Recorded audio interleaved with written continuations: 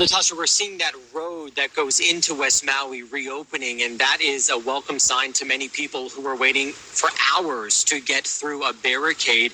Many of those people living in several shelters here on Maui where we are. There's about 5 of them with about 2,000 people in them in all. And we got to look today about where these supplies are coming from. We found they're not just coming from on the roads, but also from the water as well. It's a humanitarian effort the Hawaiian Islands have never seen. Volunteers aiding thousands without homes, some waiting for the unwelcome news their loved ones will not join them here. Those trying to get back home stuck in lines of cars as crews attempt to bring water and food to people who are stuck. I feel super helpless. I want to be there to help, but at the same time, I'm just happy that I can be wherever I can. Jessica Zaborin is doing that with this makeshift coffee stand for first responders. Some supplies destined not for the road, but the water. It's all about the community. You know, when something disaster happens, we all stay together. Nano Macera will help move supplies on his jet ski, carrying them several dozen yards from boat to shore. He's already made the trip to Lahaina.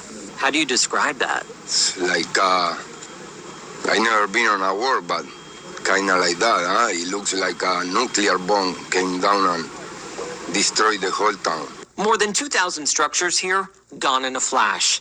The majority, according to FEMA, are homes. Hawaii's governor hoping to turn short-term rentals and hotel rooms into makeshift shelters. Our residents are literally suffering in shelters right now without power or water, and there's multi-billion-dollar hotels hosting tourists. So it's kind of a bizarre world that we're living in right now.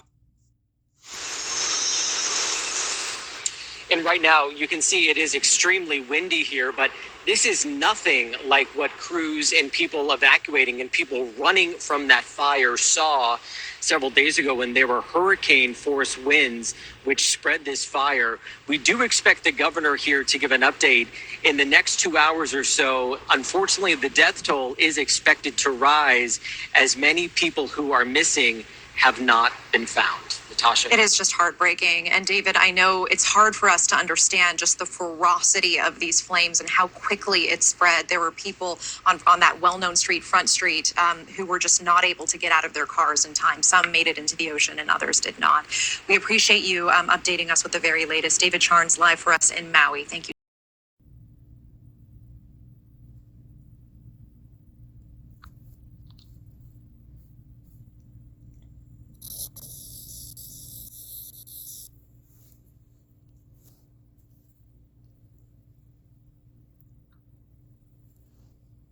Now for the message received from the Lord God on July the 31st, 2023.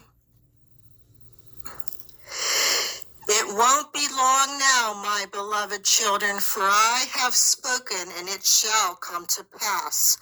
The covenant was broken by my disobedient lost ones. They have strayed away from the fold. Now judgments will begin. Some will be bereaved by them, these earth-shattering judgments, while others will raise their fists at me in contempt of these consequences for depravity, greed, and outright arrogance. Each one of my lost children will be shocked at first, and then they will react in a certain way. They will know for the first time I am a consuming fire.